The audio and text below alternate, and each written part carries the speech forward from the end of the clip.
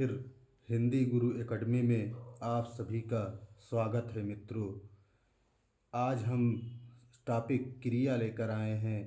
इससे पहले जो वीडियो हमने अपलोड किया है उसके बारे में हम आपको थोड़ा बता दें, क्योंकि आप सस्पेंशन में होंगे कि लगता है कि पूरा व्याकरण अभी अपलोड नहीं हुआ है मित्रों।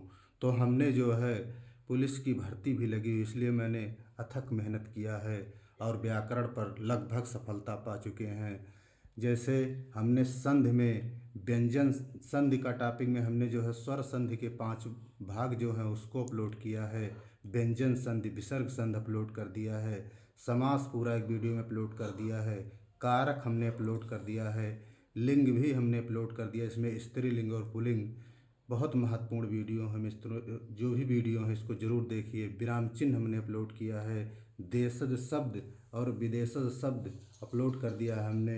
तद्भवतस्तम भी वीडियो अपलोड हो गया है। विलोम का भी अपलोड हुआ है। मुहावरा हो गया है। लोकोक्त अभी बचा हुआ है मित्रों। पर्यायवाची हो गया है। उसके बाद उपसर्ग का वीडियो भी हमने अपलोड कर दिया है। वर्तनी भी हमने अपलोड कर दिया है, जो वर्तनीय शुद्धियाँ होती हैं।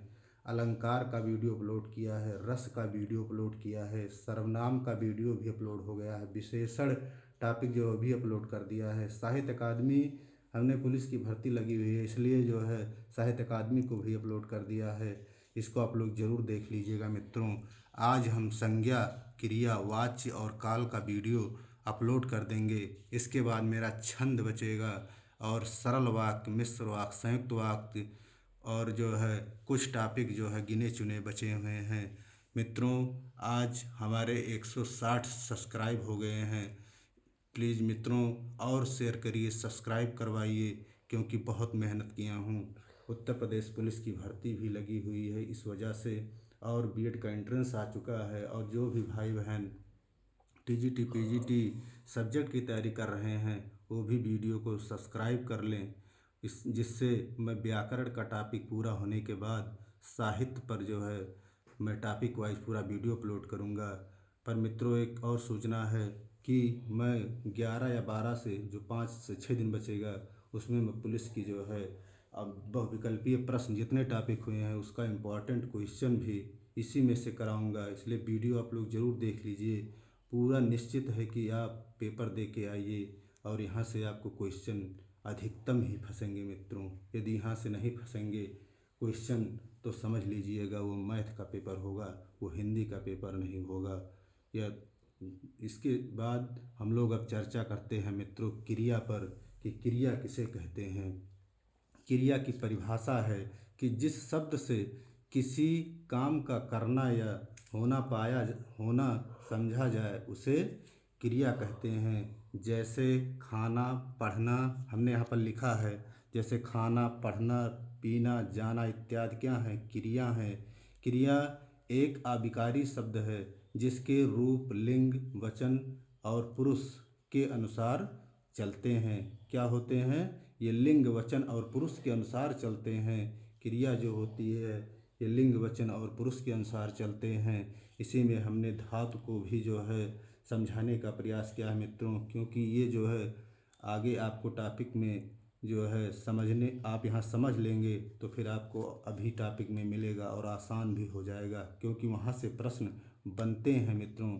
जैसे क्रिया धातु में जो है क्रिया का मूल धातु है। क्रिया का मूल धातु है। धातु क्रियापद के उस अंश को कहते हैं जो किसी क्रिया के प्रायः सभी रूपों में पाया जाता है। तात्पर्य यह है कि जिन मूल अक्षरों से क्रियाएं बनती हैं उन्हें धातु कहते हैं। यहाँ प्रश्न बनता है कि जिन मूल अक्षरों से क्रियाएं बनती हैं उन्हें क्या कहते हैं? उन्हें धातु कहते हैं। उदाहरण हमने यहाँ पर दिखाया है मित्रों समझने के लिए कि पढ़ना जैसे क्या है? क्रिया है। इसमें ना क्या है? आपका प्रत्यय लगा हुआ है। और जो मूल धातु इसमें क्या है? पढ़। पढ़ क्या है? मूल धातु है। और ना इसमें क्या है? ना प्रत्यय है। इसीलिए यहाँ पर कहा गया है जो मूल धातु पढ़ में ना लगा है, इस प्रकार पढ़ना क्रिया की धातु पढ़ है। यहाँ पर देखिए समझाया गया है मित्रों। तो यहाँ पर ये प्रश्न बन सकता है कि जो है जिन मूल अक्षरों से क्रियाएं बनती हैं उन्हें क्या कहते हैं? धातु कहते हैं। उसके बाद हम लोग आगे चर्चा करते हैं कि हिंदी में क्रियाएं धातुओं के अलावा संज्ञा और विशेषण से भी बनती हैं। ये भी प्रश्न बनता है कि हिंदी में क्रियाएं धातुओं के अलावा संज्ञा और विशेषण से भी बनती हैं। जैसे काम, धन, आना क्या होगा? कमाना होगा। इसमें चिकना, धन आना, चिकनाना होगा। यहाँ पर जो है क्या हो रहे हैं, संज्ञा और विशेषण से भी जो है क्रियाएं क्रियाएं जो है बनती हैं। वही कह रहा है कि हिंदी में क्रियाएं धातुओं के अलावा जो है संज्ञा और विशेषण से भी बनती हैं। यौगिक, अब यहाँ पर टॉपिक है यौगिक क्रिया तीन प्रकार की होती है। क्या होती है? यौगिक क्रिया तीन प्रकार की होती है। मित्रों, क्रिया आप पूरा वीडियो देखिएगा, तभी आपको समझ में आएगा कि क्रिया कहते किसे हैं। क्योंकि यहाँ पर कुछ हमने जो है समझाने का प्रयास किया है धातु के बारे में। अभी यहाँ से आपको आसानी से समझ में आएगा जब हम टॉपिक से यहाँ मेन पहुँचेंगे कि यौगिक जो है, यौगिक क्रिया तीन प्रकार की होती है।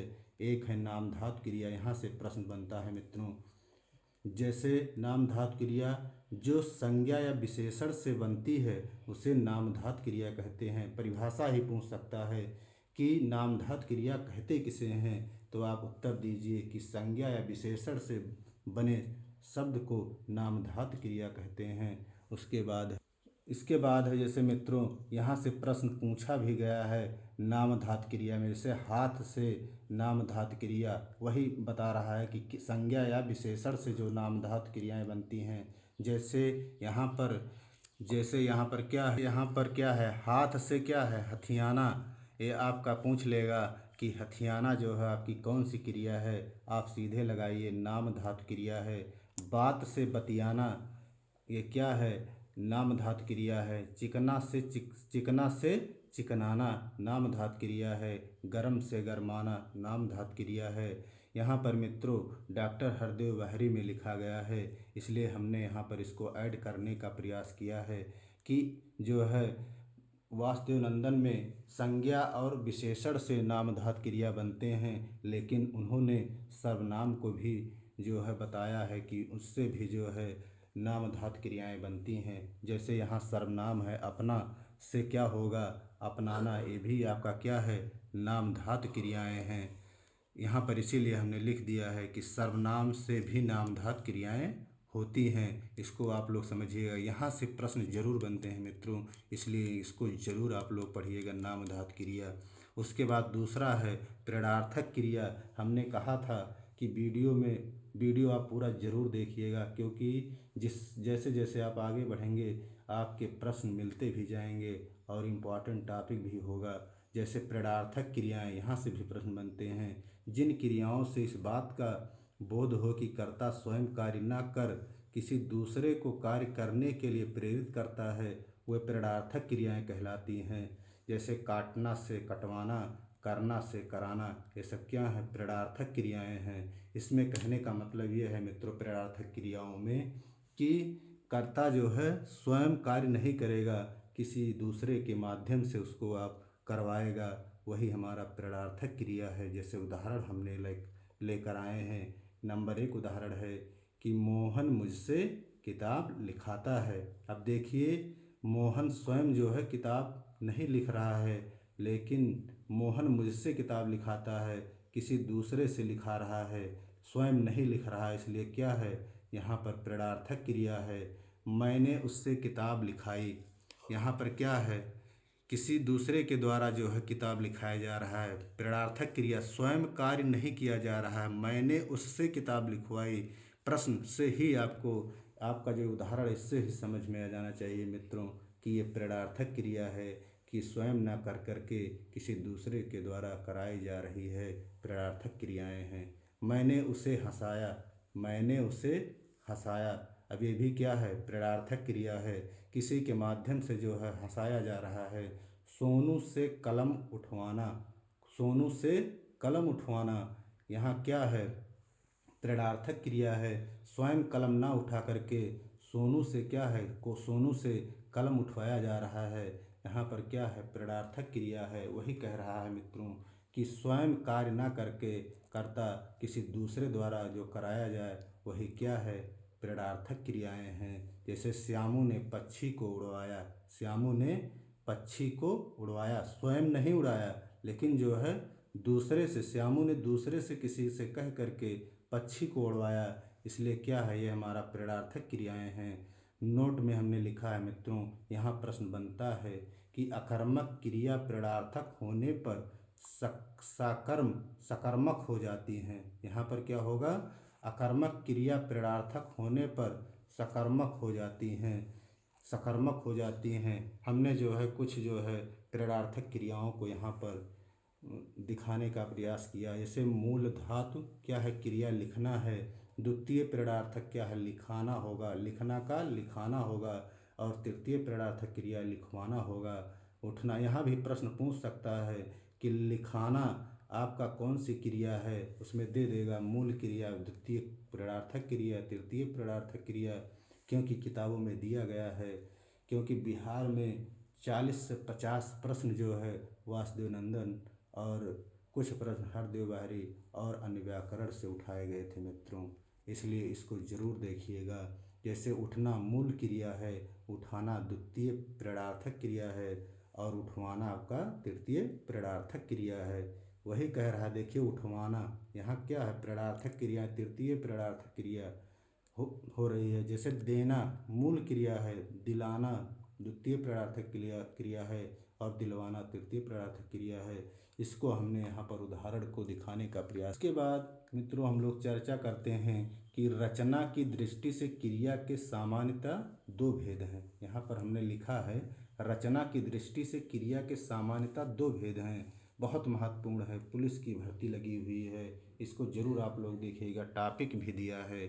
नंबर 1 है सकर्मक क्रिया, नंबर 2 है अकर्मक क्रिया। नंबर 1 क्या है, सकर्मक क्रिया के बारे में हम लोग चर्चा करेंगे कि सकर्मक क्रिया उसे कहते हैं जिसका कर्म हो या जिसके साथ कर्म की संभावना हो, उसे हम सकर्मक।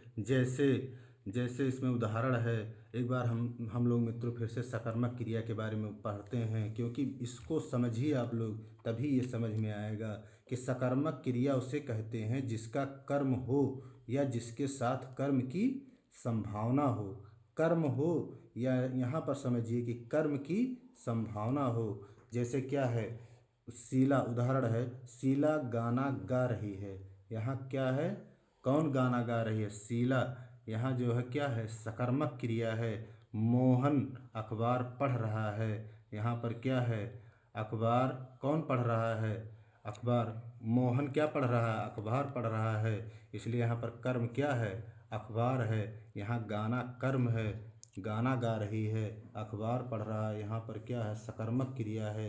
राम आम खाता है, यहाँ पर भी आपका सकर्मक क्रिया है। जैसे वह अमरूद खा रहे हैं। अब यहाँ पर देखिए लिखा हुआ है मित्रों, कर्म की संभावना होती है, आप जान नहीं पाएंगे लेकिन उसमें कर्म छिपा रहेगा। जैसे वह अमरूद खा रहे हैं, यहाँ पर भी सकर्मक क्रिया है। वह गाता है, सकर्मक क्रिया है। वह पढ़ता है, सकर्मक क्रिया है। यहाँ पर उसके इसको हम लोग समझते हैं मित्रों।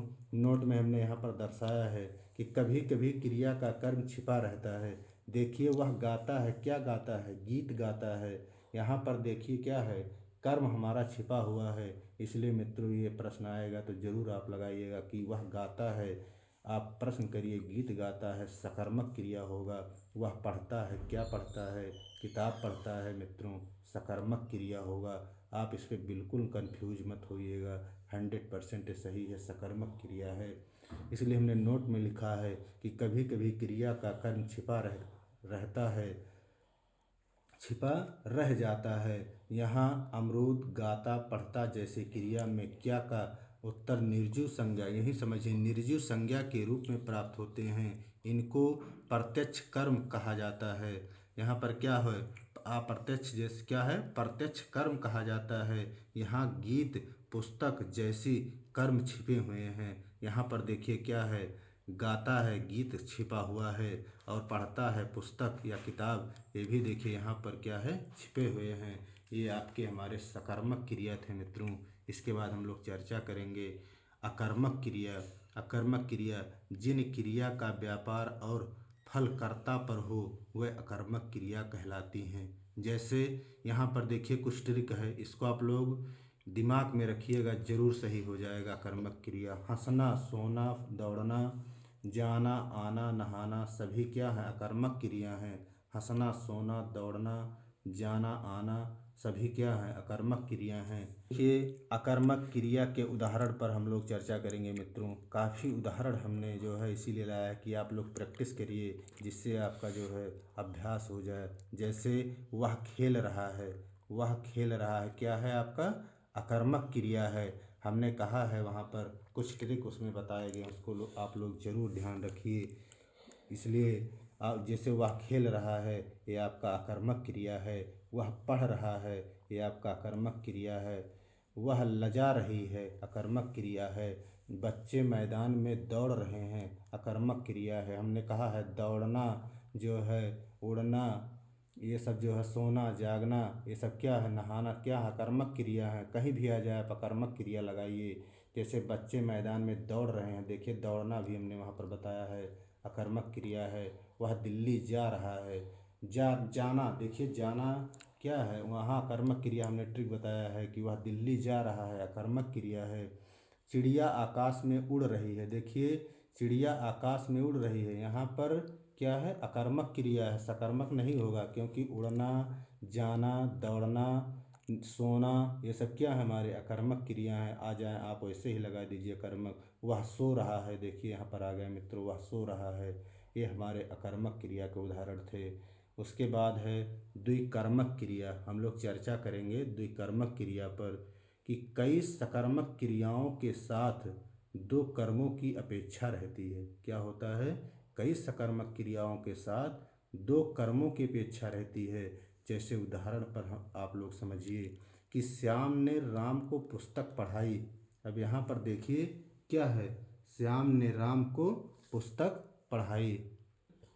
मैं लड़के को वेद पढ़ाता हूँ, मैं लड़के को वेद पढ़ाता हूँ। अब देखिए इसमें पहले समझिए, श्याम ने राम को पुस्तक पढ़ाई। अब इसमें देखिए क्या है कि जो है राम तथा पुस्तक, इसमें दो कर्म हैं, इसलिए हमारा द्विकर्मक है। यहाँ पर देखिए राम और पुस्तक, जैसे राम ने नहीं, श्याम ने राम को पुस्तक पढ़ाई। किसको पढ़ाई? पढ़ाई किसको? पुस्तक। किसको पढ़ाई? राम को। किसने पढ़ाई? श्याम ने। तो आपका यहाँ राम और श्याम क्या हो गया?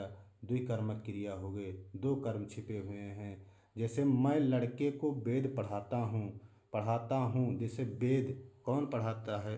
कौन? लड़के। मैं करता, यहाँ पर देखिए मैं की जगह पर जैसे क्या है? लड़के को। यहाँ पर लड़का और वेद, यहाँ पर क्या है? दो कर्म छिपे हुए हैं।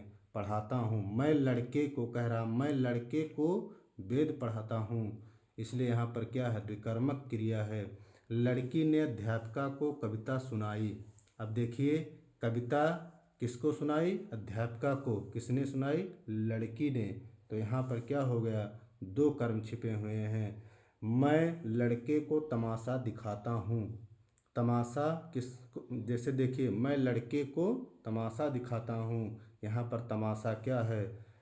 किसको दिखाता हूँ? लड़के को। मैं देखिए यहाँ पर भी जैसे लिखा हुआ था कि मैं लड़के को वेद पढ़ाता हूँ, यहाँ पर मैं स्वयं जो है कर्ता का कार्य कर रहा है, और लड़का यहाँ पर एक कर्म हो गया, दूसरा वेद यहाँ पर जो है दो कर्म हो गए, इसलिए हमारा यहाँ दो कर्म छिपे। उसी तरीके से यहाँ लड़का और मैं लड़के को तमाशा दिखाता हूँ, तो इसमें क्या है? तमाशा और लड़के, यहाँ पर दो कर्म छिपे हुए हैं, इसलिए हमारा द्विकर्मक क्रिया है। उसके बाद हम लोग संयुक्त क्रिया पर चर्चा करेंगे। इसलिए मित्रों आप लोग क्रिया जो है इस वीडियो को आप लोग कई बार देखिएगा, जिससे आपको समझ में आ जाए, और यहाँ से प्रश्न हूबहू ही फंस सकते हैं, ये निश्चित है, क्योंकि ये किताबों के उदाहरण हैं, ये किसी गाइड और किसी के जो है नकल से नहीं बनाए गए हैं। इसलिए मित्रों इसको आप हल्के में मत लीजिएगा। जैसे संयुक्त क्रिया पर हम लोग चर्चा करेंगे कि जो क्रिया दो या दो से अधिक धातुओं के मेल से बनती है उसे संयुक्त क्रिया कहते हैं। क्या कहते हैं? जो क्रिया दो या दो से अधिक धातुओं के मेल से बनती है उसे संयुक्त क्रिया कहते हैं। यहाँ पर देखिए, इसे घनश्याम रो चुका, घनश्याम रो चुका, किशोर रोने लगा, वह घर पहुंच गया। अब इसको हम लोग यहाँ पर समझते हैं मित्रों कि इन वाक्यों में रो चुका, रोने लगा, पहुंच गया संयुक्त क्रिया है। यहाँ पर देखिए क्या है, संयुक्त क्रिया है। पूछे कि घनश्याम रो चुका में कौन सी क्रिया है, रो चुका पूछ ले डैश करके, तो आप संयुक्त क्रिया लगाइए, रेखांकन कर दे कि रो चुका कौन सी क्रिया है, संयुक्त क्रिया है। या पूछे घनश्याम रो चुका, संयुक्त क्रिया है। किशोर रोने लगा, संयुक्त क्रिया है। वह घर पहुंच गया, जो है संयुक्त क्रिया है। इस नियम को आप लोग समझिए मित्रों कि रो चुका, रोने लगा, पहुंच गया, ये सब संयुक्त क्रियाओं में आते हैं। जैसे और भी है, होना, आना, जाना, रहना, रखना, उठाना, लेना, पाना, पढ़ना, डालना, सकना, चुकना आदि क्या हैं, क्रियाओं के योग से बना है। ये हमारे क्या हैं, जैसे इस संयुक्त क्रियाओं के क्या हैं, उदाहरण। उसके बाद है मित्रों, यहाँ पर भी समझिए, प्रश्न यहाँ से भी बनते हैं। प्रश्न आ भी चुके हैं टीजीटी पीजीटी जैसी परीक्षाओं में। पुलिस की दृष्टि से भी बहुत महत्वपूर्ण टॉपिक है कि अर्थ के अनुसार संयुक्त क्रिया के कितने भेद हैं। 11 भेद हैं। आप लोग से पूछ सकता है कि अर्थ के अनुसार संयुक्त क्रिया के कितने भेद हैं। 11 भेद हैं। ये भी प्रश्न बना सकता है इन 11 भेद में कि इनमें से कौन सा संयुक्त क्रिया का भेद नहीं है।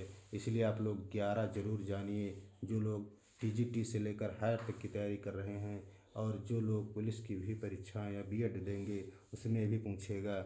ये भी इम्पोर्टेंट है, उदाहरण कुछ इम्पोर्टेंट हैं। और ये भी पूछ सकता है कि कौन सी क्रिया है इसमें। जैसे हम लोग 11 जो संयुक्त क्रियाएं हैं उस पर एक एक करके अब हम लोग चर्चा करेंगे। नंबर 1 है आरंभ बोधक। नंबर 1 क्या है, आरंभ बोधक क्रिया। आरंभ बोधक संयुक्त क्रिया कहिए चाहे आप। जैसे जिस संयुक्त क्रिया से क्रिया के आरंभ का बोध होता है उसे आरंभ बोधक संयुक्त क्रिया कहते हैं। प्रश्न समझिए कि जिस संयुक्त क्रिया से क्रिया के आरंभ होने का बोध होता है उसे संयुक्त क्रिया कहते हैं। जैसे उदाहरण है, वह पढ़ने लगा। क्या किया, वह पढ़ने लगा। देखिए जैसे वह पढ़ने लगा, ये क्या है, आरंभ किया है कि वह अब पढ़ने लगा। और यहाँ पर आरंभ बोधक क्रिया है। वही कह रहा है कि आरंभ का बोध हो, वहाँ आरंभ बोधक क्रिया है। जैसे पानी बरसने लगा, ये क्या है, आरंभ बोधक क्रिया है कि पानी अब जो है बरसने लगा। यहाँ आरंभ हो गया बरसना, इसलिए हमारा आरंभ बोधक क्रिया है। राम खेलने लगा, यह आपके आरंभ बोधक क्रिया है। श्याम दौड़ने लगा। जैसे और कोई भी प्रश्न बनाए मित्रों तो भी आप लगाएंगे, इसलिए मैं कह रहा हूँ नियम को जरूर समझे रहिए। जैसे यहाँ राम खेलने लगा, जो है श्याम दौड़ने लगा। क्या किया, आरंभ कर दिया उसका दौड़ना, जो है दौड़ना क्या किया, आरंभ कर दिया। बरसने लगा, ये क्या हुआ, आरंभ हो गया। पढ़ने लगा, आरंभ हो गया। वही हमारा आरंभ बोधक क्रिया है। दूसरा है समाप्ति बोधक क्रिया। जिस संयुक्त क्रिया से मुख्य क्रिया की पूर्णता व्यापार की समाप्ति का बोध हो उसे समाप्ति बोधक संयुक्त क्रिया कहते हैं। क्या कहते हैं कि जिस संयुक्त क्रिया से मुख्य क्रिया की पूर्णता व्यापार की समाप्ति का बोध हो वह समाप्ति बोधक क्रिया है। जैसे वह खा चुका, ये निश्चित है कि मतलब क्या हुआ, अब ये समाप्त हो गया कि वह खा चुका, वह पढ़ चुका, वह जा चुका। ये सब क्या है, आपके समाप्ति बोधक क्रिया हैं। यह बहुत इंपॉर्टेंट उदाहरण है। यहाँ से प्रश्न पूछा गया है कि पानी बरसने लगा, कौन से संयुक्त क्रिया में कौन सा भेद है, संयुक्त क्रिया के कौन सा भेद है। तो आप प्रश्न तुरंत उत्तर दीजिए कि ये आरंभ बोधक क्रिया है, ये आरंभ बोधक संयुक्त क्रिया है। या तो इस तरह बनाया गया, संयुक्त जैसे पानी बरसने लगा में संयुक्त क्रिया के भेद हैं आरंभ बोधक, समाप्ति बोधक, अवकाश बोधक, अनुमति बोधक। आप लोग क्या लगाएंगे, आरंभ बोधक। इस तरह प्रश्न बनाएगा मित्रों। उसके बाद है जैसे अवकाश बोधक, जिससे क्रिया को निष्पन्न करने के लिए अवकाश का बोध हो, वह अवकाश बोधक संयुक्त क्रिया होती है। जैसे वह मुश्किल से सो गया, क्या है, वह मुश्किल से सो गया। अवकाश बोधक क्या कह रहा है, जिससे क्रिया के निष्पन्न करने के लिए अवकाश का, यहाँ पर ध्यान दीजिए कि अवकाश का बोध हो, वह अवकाश बोधक संयुक्त क्रिया है। वह मुश्किल से सो गया, अवकाश बोधक क्रिया है। वह पढ़ने ना पाया, क्या है, अवकाश बोधक क्रिया है। जाने ना पाया, सोने ना पाया, ये सब क्या है, गाने न पाया। ये सब हमारे अवकाश बोधक क्रिया के उदाहरण हैं। नंबर 4 है अनुमति बोधक, बहुत इम्पोर्टेंट है। जिससे कार्य करने की अनुमति दिए जाने का बोध हो, वह अनुमति बोधक संयुक्त क्रिया है। जैसे मुझे जाने दो, क्या कह रहे हैं यहाँ पर? अनुमति मतलब ले रहे हैं कि मुझे जाने दो, मुझे यहाँ पर मित्रों होगा मुझे बोलने दो, उसे पढ़ने दो, उसे करने दिया गया, उसे करने दिया गया। यहाँ पर अनुमति दिया गया किसी कार्य को करने के लिए, तभी यहाँ पर हो रहा है अनुमति बोधक क्रिया। मुझे जाने दो, आपको अनुमति मिल रही है। मुझे बोलने दो, बोलने के लिए आपको अनुमति मिल रही है। इससे क्या हो रहा है कि जो है यहाँ पर अनुमति बोधक क्रियाएं। के बाद है नंबर 5, वही जो संयुक्त क्रिया के 11 भेद में नंबर 5 है नित्यता बोधक। जिससे कार्य की नित्यता, उसके बंद ना होने का भाव प्रकट हो। मतलब यहाँ कहने का मतलब ये है कि जो है कार्य क्या हो, चल रहा हो, नित्यता। वही कह रहा है कि बंद ना होने का भाव प्रकट हो, यानी कार्य बंद ना हो, वो नित्यता बोधक संयुक्त क्रिया है। जैसे जैसे नंबर 1 है हवा चल रही है। अब देखिए हवा चल रही है, नित्यता बोधक क्रिया है या निरंतरता जिससे आप कह लीजिए, तभी आप कहिए नित्यता या निरंतरता एक ही है।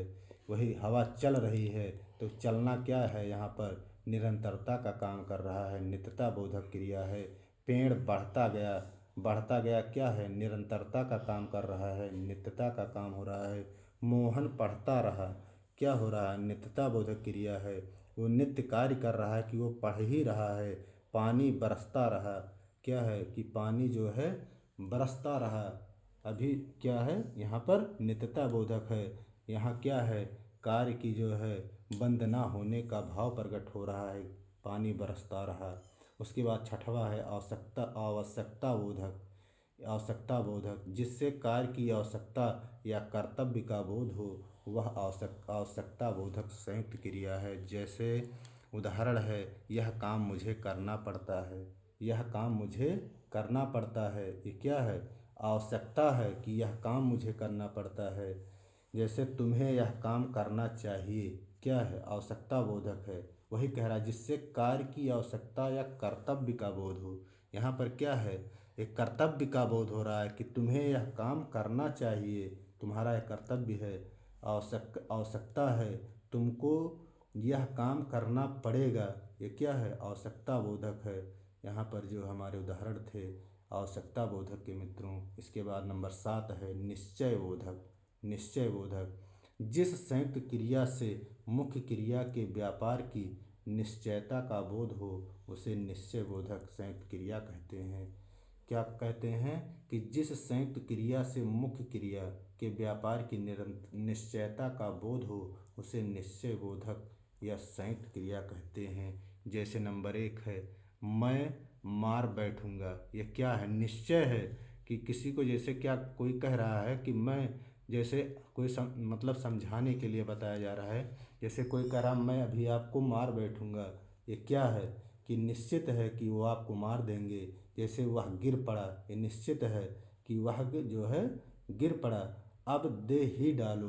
क्या है, जैसे कोई चीज़ है, जैसे मान लीजिए आपको मोबाइल ही मांगना है किसी से, तो आपने 1-2 बार कहा, वो नहीं दे रहे हैं, उसके बाद आपने कहा नहीं अब आपको देना ही पड़ेगा, तो क्या हुआ, ये निश्चय हो गया कि आपको मोबाइल अब देना ही पड़ेगा। तो ही कह रहा है कि अब दे ही डालो।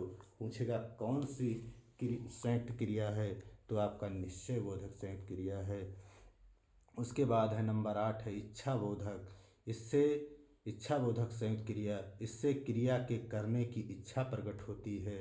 इससे क्या होती है मित्रों, जितने भी जैसे निश्चय बोधक जितने परिभाषा दिए गए हैं, इस परिभाषा को आपको लिख करके 2 से 3 बार पढ़िएगा मित्रों, जिससे आपको वहाँ पर प्रश्न आने पर उदाहरण आपको सेकंड भी नहीं लगेगा, आप पकड़ लेंगे कि ये जो है मैं मार बैठूंगा निश्चय बोधक क्रिया है।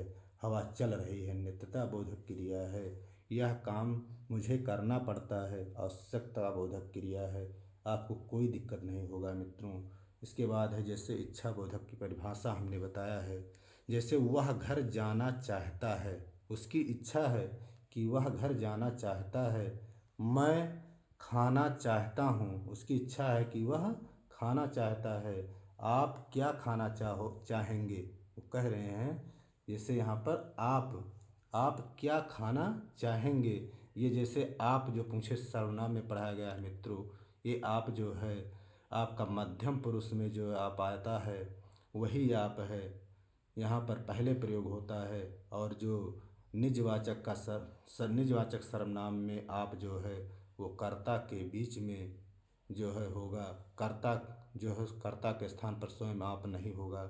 आप लोगों ने यदि सर्वनाम पढ़ा होगा तो उसको आप लोग ज़रूर समझते होंगे कि ये जो है निजवाचक सर्वनाम नहीं है।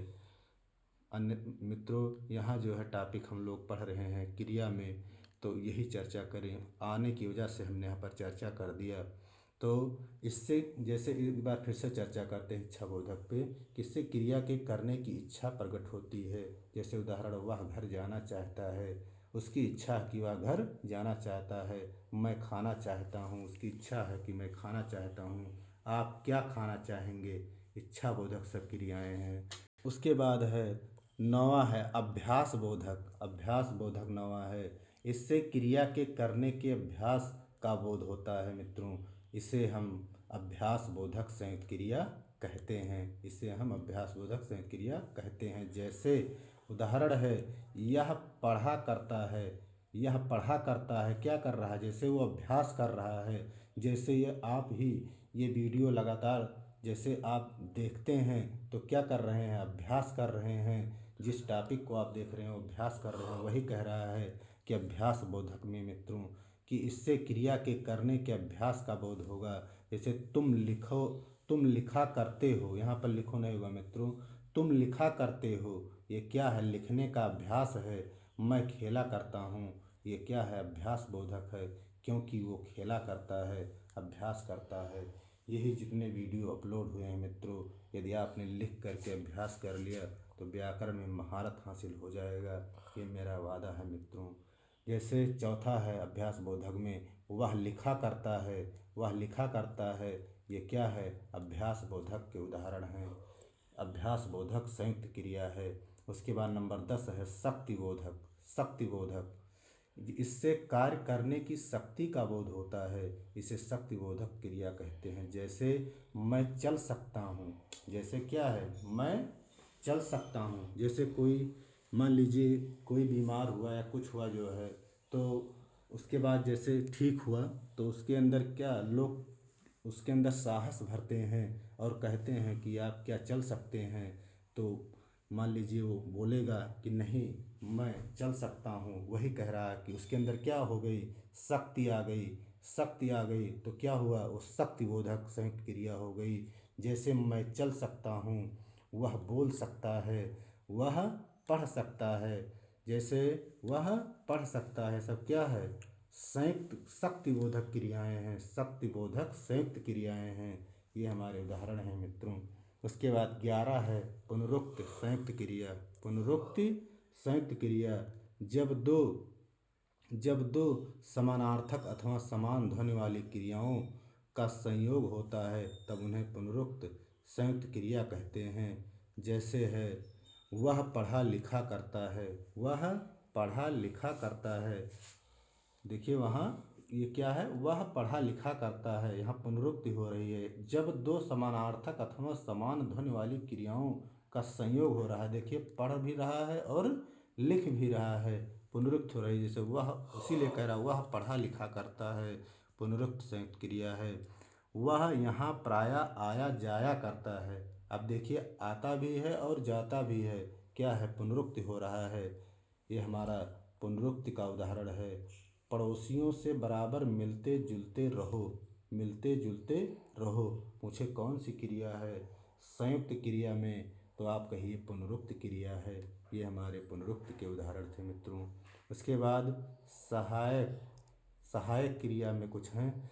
सहायक क्रियाएं मुख्य क्रिया के रूप में अर्थ स्पष्ट और पूरा करने में सहायक होती हैं। मित्रों यहाँ पर सहायक क्रिया के उदाहरण हैं कुछ।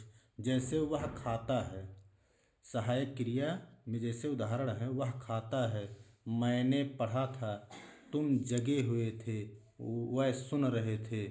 फिर देखिए हमने यहाँ पर मित्रों समझाया है नोट में कि इनमें खाना, पढ़ना, जगना और सुनना मुख्य क्रियाएं हैं। ये सब क्या हैं? खाना, पढ़ना, जगना और सुनना। खाना, पढ़ना, सुनना, जगना, ये सब क्या है? मुख्य क्रियाएं हैं। क्योंकि यह क्रियाओं के अर्थ की प्रधानता है। शेष क्रियाएं जैसे ये जो है लगा है, था है, हुए थे, रहे थे, ये आपकी क्या हैं? सहायक क्रियाएं हैं। वही सहायक क्रियाओं में हमने परिभाषा लिखा है कि सहायक क्रियाएं मुख्य क्रिया के रूप में अर्थ को स्पष्ट और पूरा करने में सहायक होती हैं। तो ये क्या करती हैं? जो हमारा मुख्य क्रिया है, खाता, पढ़ता, जगना और ये क्या सुनना, ये सब जो है क्या कर रहा है? ये जो हमारी सहायक क्रियाएं है और था है, हुए थे, रहे थे, ये हमारे क्या हैं? सहायक क्रियाएं जो है मुख्य क्रियाओं की पूर्ति कर रहे हैं। ये हमारे जो है सहायक क्रियाओं के उदाहरण थे मित्रों। इसके बाद हम लोग पढ़ेंगे नाम बोधक क्रिया। कौन सी क्रिया? नाम बोधक क्रिया। इसकी परिभाषा है संज्ञा अथवा विशेषण के साथ क्रिया जोड़ने से जो संयुक्त क्रिया बनती है उसे नाम बोधक कहते हैं। उसे नाम बोधक कहते हैं। जैसे भस्म करना, जैसे भस्म करना। कह रहा है मित्रों कि संज्ञा विशेषण के साथ क्रिया जोड़ने से जो संयुक्त क्रिया बनती है उसे नाम बोधक क्रिया कहते हैं। जैसे भस्म करना। भस्म आपका क्या है? यहाँ पर संज्ञा है और करना आपकी क्रिया है। तो वही कह रहा है संज्ञा और विशेषण या क्रिया से जो बनते हैं। तो यहाँ संज्ञा और क्रिया से बन रहे हैं नाम बोधक क्रिया। पूछ सकता है कि भस्म करना आपकी कौन सी क्रिया है? नाम बोधक क्रिया है। दुखी होना, उसके बाद क्या है? दुखी होना। दुखी होना इसमें क्या है? दुखी आपका क्या है? विशेषण है। दुखी विशेषण है और होना क्या है? क्रिया है। तो आपका विशेषण से नाम बोधक बन रहा है। निराशा होना, निराशा भी आपका क्या है? इसमें जो है विशेषण है और होना आपका क्या है? क्रिया है। इसलिए आपका क्या है? ये नाम बोधक क्रिया के उदाहरण है। आपसे सीधे प्रश्न करेगा कि भस्म करना कौन सी क्रिया है? नाम बोधक क्रिया है। दुखी होना नाम बोधक क्रिया है। निराशा होना नाम बोधक क्रिया है। इसलिए मित्रों ये आपके थे उदाहरण नाम बोधक क्रिया के। लेकिन परिभाषा आपको समझना होगा कि संज्ञा, विशेषण और क्रिया को जोड़ने से ही नाम बोधक क्रिया बनते हैं। उसके बाद नोट में हमने लिखा है कि नाम बोधक क्रियाएं संयुक्त क्रिया नहीं क्योंकि संयुक्त क्रियाएं दो क्रियाओं के योग से बनती हैं। संयुक्त क्रियाएं दो क्रियाओं के योग से बनती हैं और नाम बोधक क्रियाएं संज्ञा अथवा विशेषण के मेल से बनती हैं। अभी हमने यहाँ पर समझाया है मित्रों कि जो है संज्ञा और विशेषण के योग से हमारा नाम बोधक क्रिया बनेगा। लेकिन यहाँ समझने की बात है कि नाम बोधक क्रियाएं संयुक्त क्रिया नहीं है क्योंकि संयुक्त क्रियाएं दो क्रियाओं के योग से बनती है। प्रश्न पूछ सकता है कि दो क्रियाओं के योग से बनने वाले को कौन सी क्रिया कहते हैं? संयुक्त क्रिया कहते हैं। उसके बाद हम लोग चर्चा करते हैं पूर्वकालिक क्रिया। पूर्वकालिक क्रिया में परिभाषा है जब कर्ता एक क्रिया समाप्त कर उसी क्षण दूसरी क्रिया में प्रवृत्त होता है तब वह क्रिया पूर्वकालिक कहलाती है। कहने का मतलब यह है मित्रों कि यहाँ पर किसी कार्य को जैसे मान लीजिए किया गया और उसे समाप्त, जैसे कोई कार्य किया जा रहा है और वो समाप्त हुआ, उसी क्षण जो है दूसरा कार्य जो है आरंभ हो गया, तो हमारा क्या है? जो उससे पहले किया गया वही हमारा क्या है? पूर्वकालिक क्रिया है। वही इस परिभाषा में कहा गया है मित्रों। जैसे परिभाषा है उसने नहा कर भोजन किया, तो उसने क्या किया? पहले क्या किया? नहाया, उसके बाद क्या किया? भोजन किया। पूछे इसमें पूर्वकालिक क्रिया कौन सी है? तो आप लोग कमेंट बॉक्स में बताइए कि उसने नहा कर भोजन किया, ये आपकी पूर्वकालिक क्रिया के उदाहरण है। इसको आप लोग कमेंट बॉक्स में बताइएगा कि नहा कर जो है इसमें नहा कर कौन सी क्रिया है पूर्वकालिक में? कर्ता जिसमें जैसे पूर्वकालिक में जो है कौन सी क्रिया है? आप लोग बताइएगा कि ये जो है जैसे कह रहा है कि जब कर्ता एक क्रिया समाप्त कर उसी क्षण दूसरी क्रिया में प्रवृत्त होता है तब वह क्रिया पूर्वकालिक क्रिया कहलाती है। तो आप लोग बताइएगा कि उसने नहाकर भोजन किया। प्रश्न पूछे तो आप लोग सीधे कहिए पूर्वकालिक क्रिया है। तो ये हमारे थे मित्रों टॉपिक क्रिया के बारे में। इस वीडियो को आप लोग पूरा ज़रूर देखिएगा, तभी समझ में आएगा। लाइक सब्सक्राइब शेयर ज़रूर करिएगा मित्रों। जय हिंद।